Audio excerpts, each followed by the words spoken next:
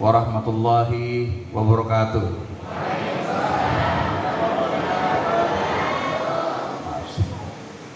Saya harus berdiri di depan anak-anakku semua biar tadi ada pepatah tak kenal maka tak sayang. Jadi kalau udah ketemu begini kita sudah bersilaturahmi, berarti kita semua adalah keluarga dan saudara insya Allah ya.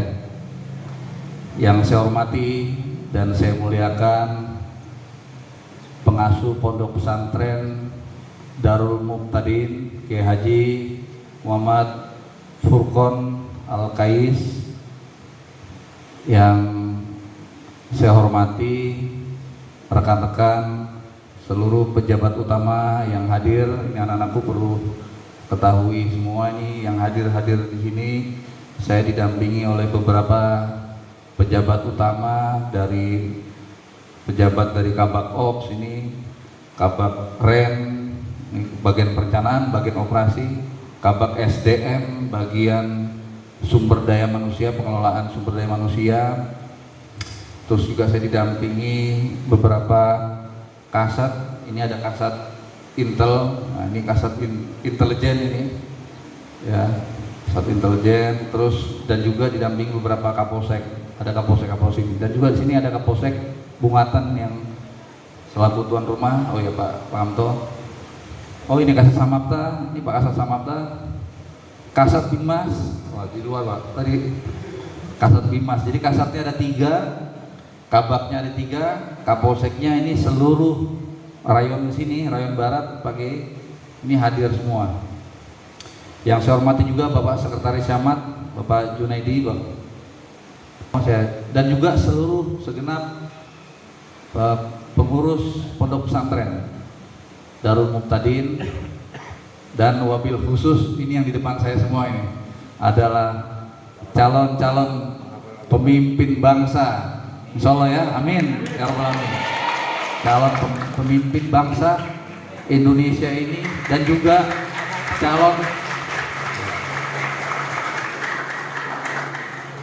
calon pemimpin dunia. Bagaimana? Sepakat? Jangan ragu-ragu. Sepakat? Kenapa saya bilang calon pemimpin dunia?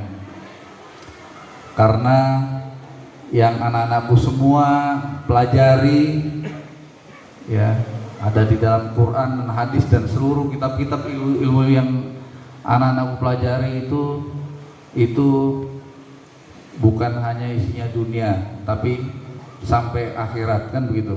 Jadi kalau hanya dunia saja, jadi pemimpin dunia saja, itu insya Allah saya bilang ya.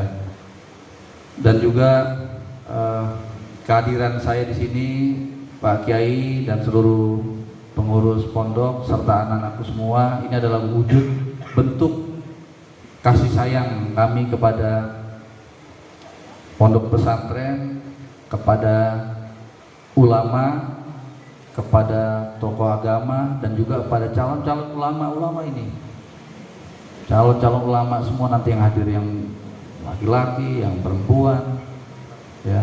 Ada juga nanti insya Allah, saya lihat dari sorot matanya ini ya toh, saya lihat ini ada keyakinan saya nanti di sini juga akan ada seorang calon anggota polisi. Amin. Dan mungkin nanti suatu saat bisa berdiri seperti saya di sini, jadi Kapolres di Situbondo, iya kan? Ada juga nanti yang jadi bupati, ya kan, memimpin Situbondo. Ya, ada juga nanti yang menjadi tentara. Pokoknya mau jadi polisi, tentara, mau jadi aparatur pemerintahan, mau jadi wira swasta, mau jadi insinyur, mau jadi dokter, semuanya kalau dilandasi dengan agama, dengan apa yang anak-anakku semua pelajari di sini, amalkan, insya Allah ya, seperti itulah yang diharapkan oleh bangsa kita ini. Maka dari itu, dari kami, dari kepolisian sangat berharap, sangat menunggu-nunggu Ya, saat ini ada program namanya rekrutmen proaktif, yang mana kita akan mengutamakan dan memprioritaskan, ya, terutama hafiz Quran. Ya, kalau ada anakku semua, nanti saya tadi udah bertanya kepada beliau, nanti sekarang ini ada 26, ada 7 laki-laki, 19 wanita. Saya kira nanti ke depannya tambah lagi, nanti kita akan jaring, kita akan latih, kita akan bina. Dan jangan ragu-ragu, ya. Anak-anakku semua kalau jadi anggota Polri, insya Allah tugasnya Polri itu dibilang berat, ya berat, tapi dibilang mulia, insya Allah mulia. Kenapa? Anak-anakku semua bisa tetap jadi ulama nanti di Polri, ya kan? Bisa memberikan ceramah kepada masyarakat. Kita sangat butuh itu, gitu. Di beberapa anggota dari Polres juga, alhamdulillah ada beberapa yang jebolan dari pesantren. Di sini. Ini juga ini ada nih Pak Ustadz Ibnu ini, ya, ini juga beliau ini juga pernah pesantren juga nih beliau ini. Mungkin Bapak juga pernah, belum cerita tapi sama saya.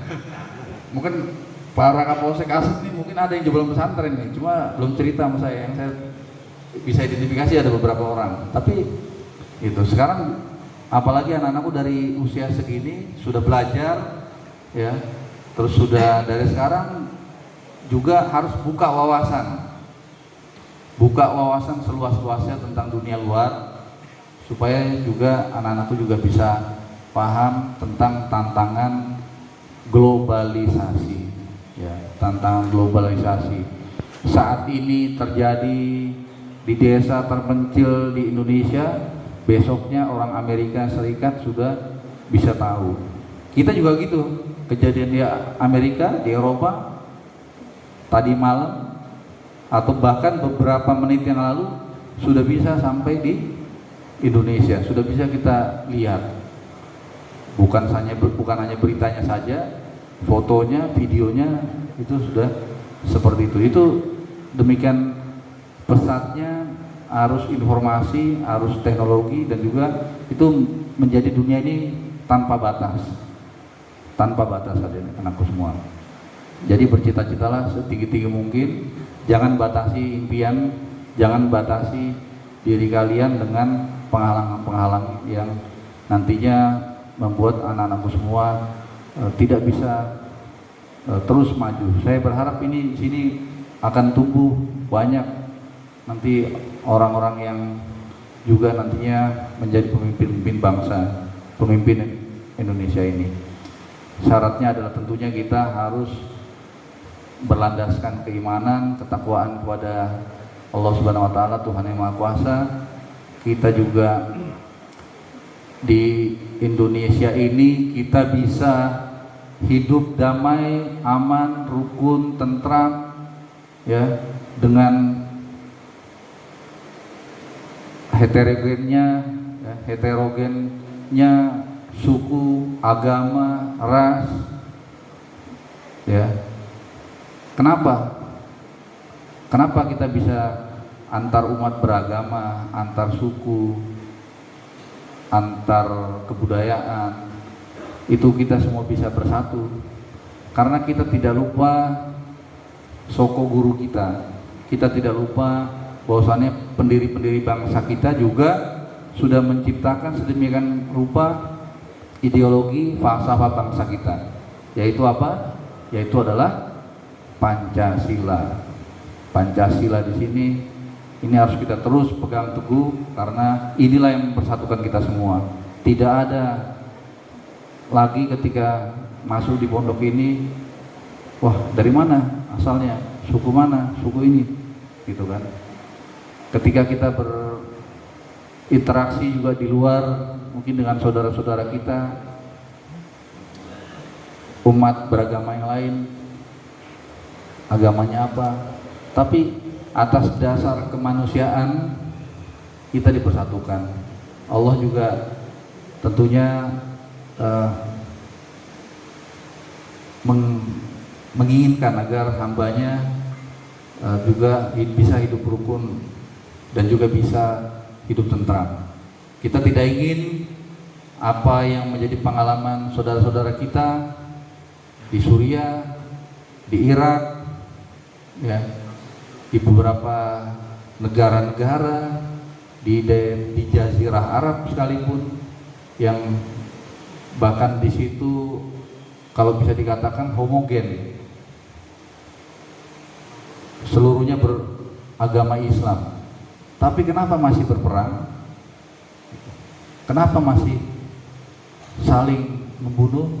Karena itu semua hal-hal yang seperti itu semuanya tidak dilandasi dengan eratnya ikatan, ya, kekuatan yang mengikat bangsa itu sendiri. Masih ada perang antar suku, masih ada perang antar itu. Jadi mereka semua menghegemonikan namanya kekuasaan. Di Indonesia ini kita bisa hidup rukun, bisa hidup damai. Kita harus jaga ini, ya. Kita harus betul-betul anak-anakku semua pahami bahwasan ini negara NKRI, Negara Kesatuan Republik Indonesia ini dibangun, disatukan dengan segenap pengorbanan jiwa, keringat, tetesan darah, air mata dari pendiri-pendiri bangsa kita. Mari kita jaga semua, ya. Mari kita tingkatkan budaya toleransi antar umat beragama, toleransi sesama kita semua, ya.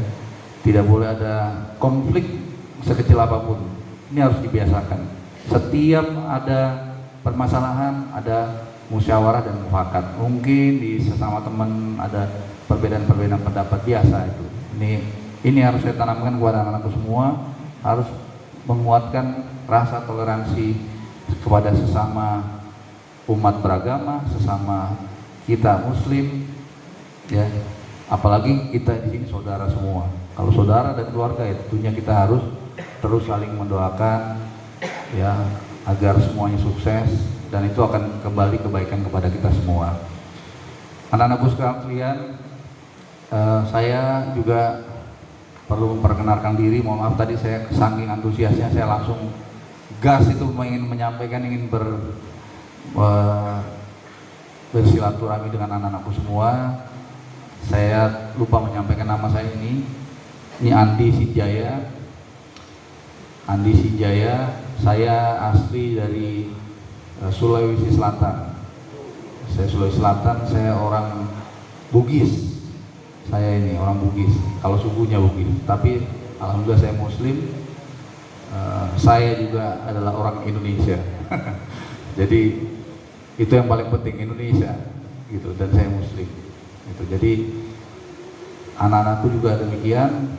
Di sini rata-rata, coba saya mau tahu, dari suku apa aja coba? Ada yang dari selain suku Madura pasti ini, ya. Kalau Madura pasti banyak. Coba angkatan yang Madura. Madura semua. Kalau yang orang dari Jawa Tengah ada? Ada? Dari Sulawesi ada? Kalimantan? Nggak ada. Oh, jadi banyak kan semua, rata-rata dari sini semua. Tapal Kuda, oke. Berarti dari Jawa Timur semua. Wah, ya berbahagialah kalau gitu bisa berkumpul. Jadi tidak perlu ada penyesuaian adat dan budaya, ya kan? Adat dan budaya, setidaknya bahasa sudah untuk bahasa daerahnya sudah nyambung, gitu kan? Tapi adik-adikku semua, anak-anakku semua, ingat tadi pesan-pesan saya, anak-anakku semua harus fasih dalam berkomunikasi dengan siapapun juga. Ya, nanti kalau ketemu dari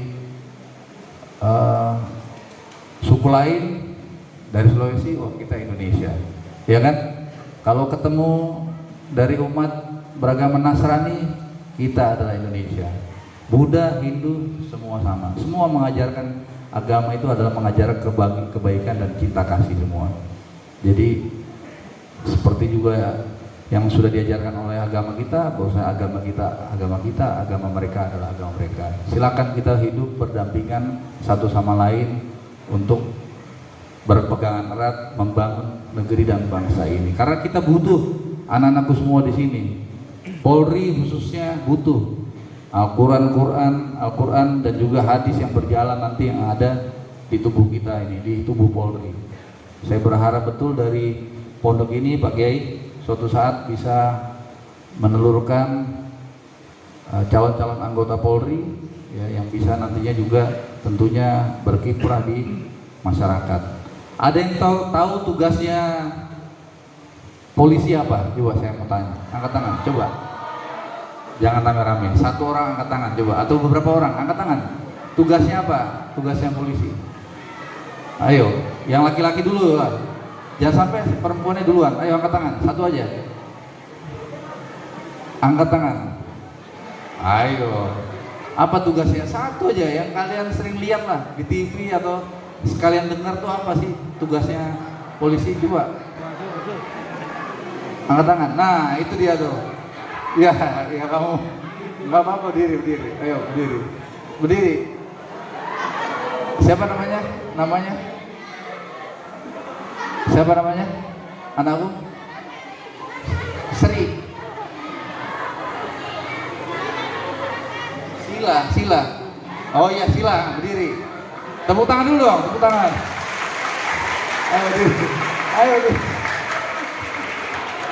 Ayo berdiri. Ayo. Tugas siapa? Coba sini. Sama satu lagi, saya minta, ayo. Ini santri juga. Ini siapa nih? Oh iya. Ini, ayo sini. Ini santri juga nih. Oh santri. Ya, sini.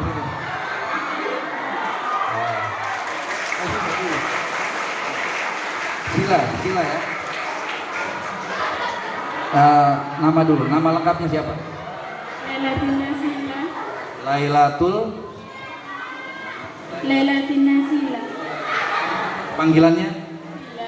Sila on seven.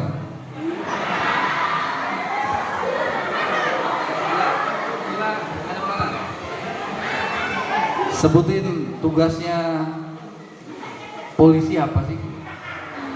Mengatur lalu lintas, menjaga ketertiban. Penjahat. Dibantu sini. Ya, sini. Sini aja. Hadiah keluarkan. Loh, kamu kok yang takut? Hadiahnya dikeluarkan. Hadiah. Ini kayaknya idola di sini. Namanya siapa? Isamuddin. Apa? Isamuddin. Santri toh? Santri sini. Bukan pengurus, bukan ya? Senior. Namanya usia berapa usia? 19 tahun, Pak. 19 tahun. Isamuddin, apa tugas polisi yang selain disampaikan oleh Sila? Apa? Pikir 5 detik. Apa gitu yang kamu lihat, pernah dilihat di TV itu apa sih? Mengayomi masyarakat, melindungi dan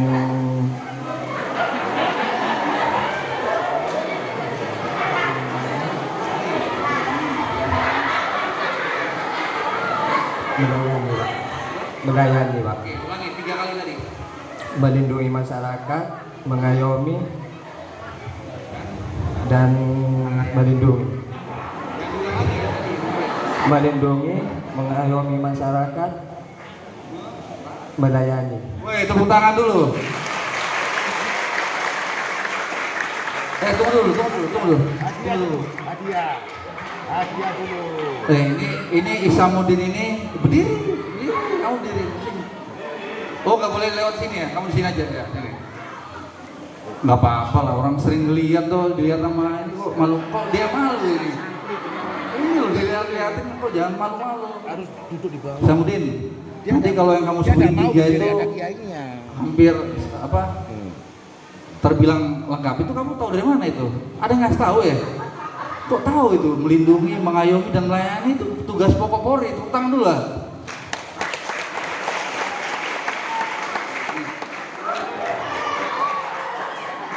Tunggu dulu, jangan.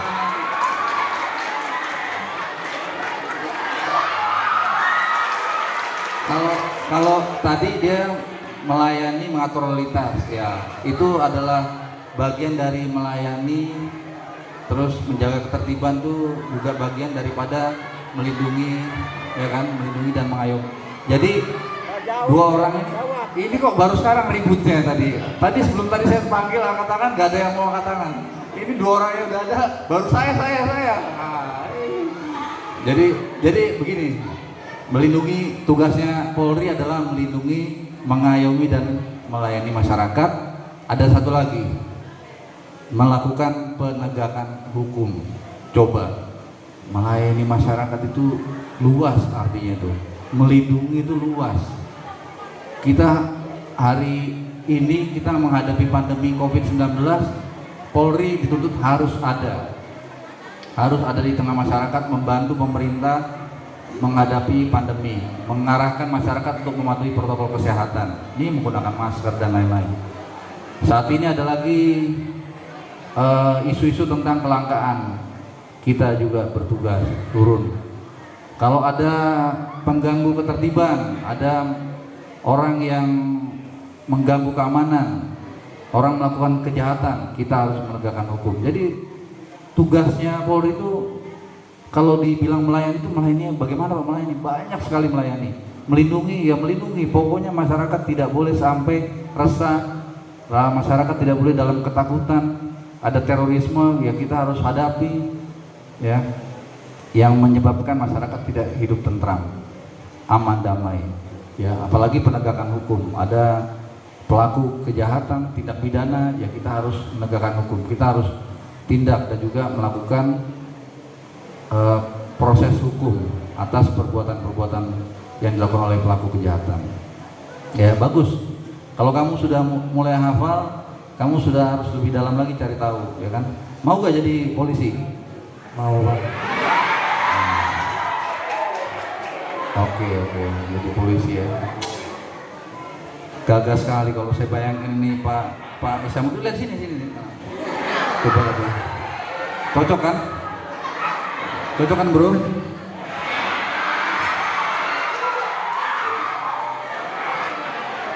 Cocok ini. Kagak kamu ya. Saya doakan kamu jadi anggota polisi ya. Oke? Belajar terus ya. Jangan lupa minta doa orang tua dari sekarang. Mau jadi anggota polisi ya. Oke? Oke ya. Tepuk tangan dulu untuk Isamuddin dan Sila. Oke? Oke Sila. Sila mau di sini aja. Oh ya silakan. Yo.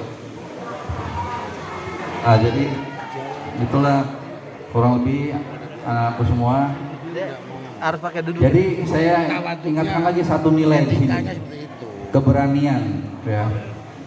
Kita butuh orang-orang yang berani, butuh orang-orang yang kritis dan juga butuh orang-orang yang bisa berpikir out of the box. Jangan berpikir rutinitas, jangan berpikir biasa-biasa aja. Harus jadi orang yang luar biasa, harus bersemangat, harus berani. Ini contohnya tadi, kalau sekali ada nanti Pak Kiai nanya, ada yang ingin bantu, oh saya Pak. Ada yang ingin bertanya, saya Pak. Ada yang ingin juara, ya saya juga kan gitu kan. Harus ada budaya unggul.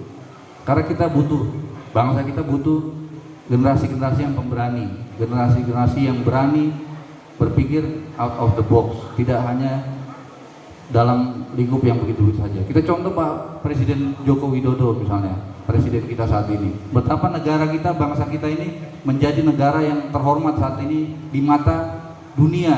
Ya.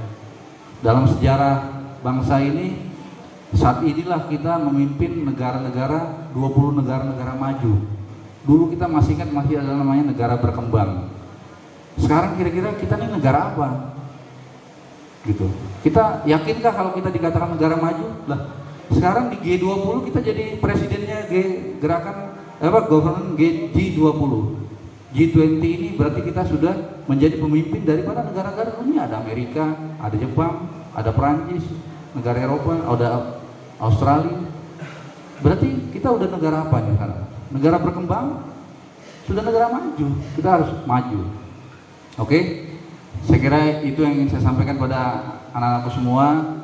Semoga anak-anakku semua, ya, Pak Kiai juga selaku pengasuh beserta seluruh pondok pesantren senantiasa di dalam ridho dan lindungan Allah Subhanahu Wa Taala, Tuhan Yang Maha Kuasa. Anak-anakku semua nanti insya Allah sehat, sukses, dan juga tercapai semua yang dicita-citakan. Dan saya doakan dan sangat saya harapkan ini semuanya adalah calon-calon pemimpin bangsa ini. Jadi nanti ada anggota-anggota Polri dari sini, ada anggota TNI, ada birokrat, pemerintahan, sehingga semua ini kita bisa berkarya dan bisa berbuat untuk dan bermanfaat untuk bangsa dan negara ini. Saya kira demikian. Salam sehat, salam sukses semua, salam presisi Polri. Polri semoga selalu ada di hati kita semua. Amin. Terima kasih ya. Mohon doanya untuk kita semua di sini, semoga juga bisa menjalankan amanah, bisa menjalankan tugas untuk menjadi pelindung, pengayom, dan pelayan yang terbaik bagi masyarakat, bangsa, dan negara. Wabillahi taufiq wal hidayah. Wassalamualaikum warahmatullahi wabarakatuh.